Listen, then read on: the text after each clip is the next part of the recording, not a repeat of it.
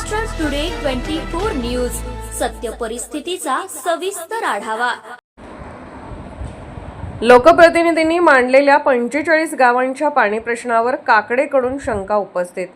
शेवगाव पाथर्डी मतदारसंघाच्या आमदार मोनिका राजळे यांनी 12 मार्च रोजी सुरू असलेल्या उन्हाळी अधिवेशनात लक्षवेधी सूचनेद्वारे शेवगाव तालुक्यातील 20 आणि पाथर्डी तालुक्यातील 25 गावांना पाणी पुरवठा करण्याचा प्रश्न उपस्थित केला।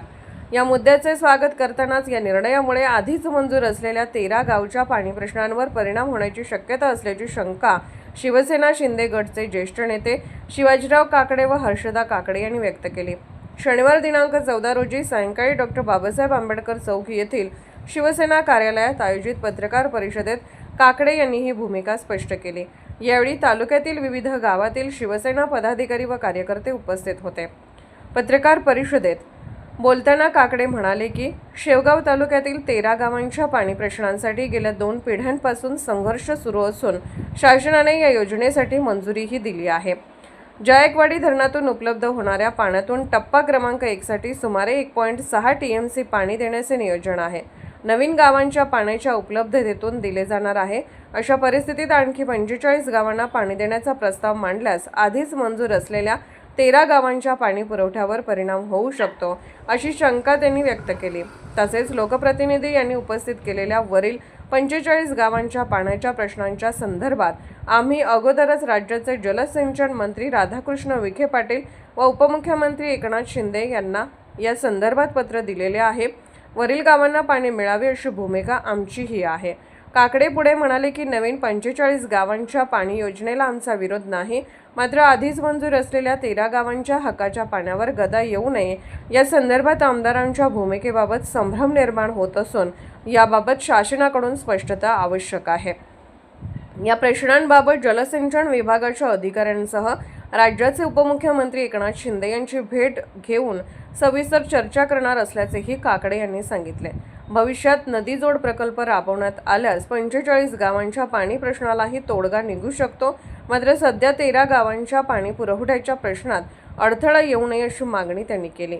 या पत्रकार परिषदेस रामजी पोटफोडे, रंगनाथ ढाकणे, भाऊसाहेब बोडके, अमोल टेकाळे, भिवसेन गिरमकर, संजय काकडे, नामदेव ढाकणे, लक्ष्मण गवडी, ज्ञानदेव वीर, श्रीधर धावणे, विक्रम काकडे, अशोक झिरपे, आजीनाथ धावणे, शेषराव टेकाळे, वामन जवरे, अशोक झिरपे, सुनील दारकुंडे, आदिनाथ धावणे, रामनाथ भालेराव, गणेश बेडके, तबाजी बोडके, बाळासाहेब केदार आदी 13 गावातील पदाधिकारी व कार्यकर्ते उपस्थित होते।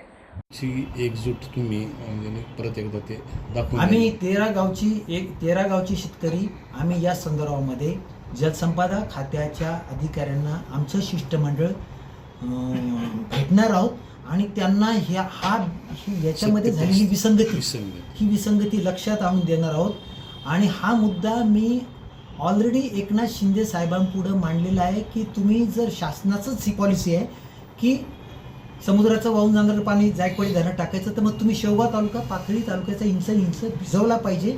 तर या संदर्भात आम्ही त्यांना बोललेलो आहे, त्यासाठी एक त्यांनी बैठक देखील आयोजित केली आहे।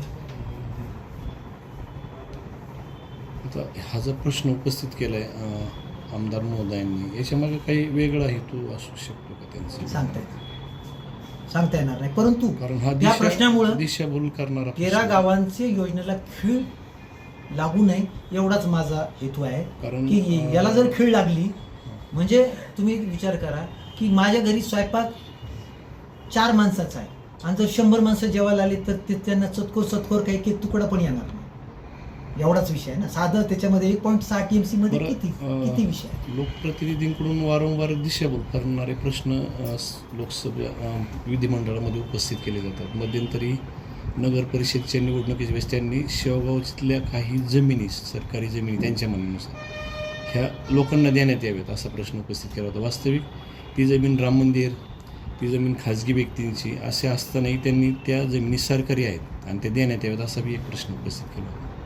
म्हणजे वारंवार दिशाभूल करणारे प्रश्न त्यांच्याकडून उपस्थित केले जातात, लोकांची दिशाभूल। मी ताजनापूरचं पाणी म्हणण्यापेक्षा जायकवाडी धरणातून जे पाणी त्या मिळवण्याच्या प्रश्नावर मी सर्वपक्षीय माणसं बरोबर घेऊन हा लढा माझ्या कुटुंबानं गेल्या 40 वर्षापासून केलेला आहे. म्हणजे मी या लढ्याचा इंच 1965 पासून मी वर्षवाईज सगळं सांगू शकतो. त्या संदर्भात माझं पुस्तकाचं लिखाण पण झालं आहे. त्यामुळं ह्या विषयाच्या बाबतीमध्ये मी अत्यंत सेन्सिटिव्ह आहे. आणि आमचं कुटुंब आबासाहेब काकडेंपासून शेवगाव तालुक्यातल्या ड्राय भागाला पाणी मिळवून देण्यासाठी यथाशक्ती म्हणण्यापेक्षा पूर्ण शक्तीनिशी ड्राय भागाच्या पाठीमागे आहे आणि त्यासाठी आमचा लढा आहे. 2026ला विधिमंडळात आपल्या भागाचे आमदार मोनिकाताई राजळे यांनी ताजनापूर लिफ्टच्या संदर्भात दिलेलं निवेदन आम्ही लक्षपूर्वक ऐकलं. याबाबत काही गोष्टी मी त्यांच्या आणि शासनाच्या आणि जलसंपदा खात्याच्या निदर्शनाला लक्षात आणून देऊ इच्छितो. 1965 पासून शेवगाव तालुक्यातील 29 गावं जी जायकवाडी धरणात गेली त्या विरोधात सर्वपक्षीय शेतकऱ्यांनी एकत्रित येऊन कॉम्रेड आबासाहेब काकडे यांच्या नेतृत्वाखाली जो संघर्ष उभा केला, त्या संघर्षामुळे 3.8 TMC पाणी जायकवाडी धरणामध्ये शेवगाव तालुक्याच्या नावानं राखीव ठेवलं गेलं. पैकी 2.2 TMC पाणी ताजनापूर लिफ्ट टप्पा नंबर 2 साठी वापरण्यात आलं. जगन्नाथराव गावडे आणि आमचे सगळे सहकारी म्हणून आम्ही आयुष्यातले 24 वर्ष संघर्ष करून ही योजना आज प्रत्यक्षात अस्तित्वात आणलेली आहे. प्रचंड संघर्ष केला आहे. आता सन 2019 मध्ये मी ज्यावेळेला पाणी या विषयावर मला लिखाण करायचं होतं, जलसिंचन या विषयावर लिखाण करायचं होतं, त्यावेळेला विविध ठिकाणच्या प्रकल्पाची पाहणी करता करता मी ताजनापूर लिफ्ट टप्पा नंबर 1 ची पाणी प्रथम 15 मार्च 2019ला मी त्या प्रकल्पावर गेलो. मी पाहिलं हा प्रकल्प बंद, पाणी शिल्लक, MSCBचं सबस्टेशन झालेलं, क्वार्टर्स उभा राहिलेले. दुर्दैवानं हा तोपर्यंत कोणत्याही लोकप्रतिनिधीचं शिल्लक असलेल्या पाण्याबद्दल, बंद असलेल्या योजनेबद्दल कोणाचंही लक्ष नव्हतं. शासनाचे तब्बल 45 कोटी रुपये त्या कामी खर्च झाले. 1965 पासून लढा लक्षात नाही आलं.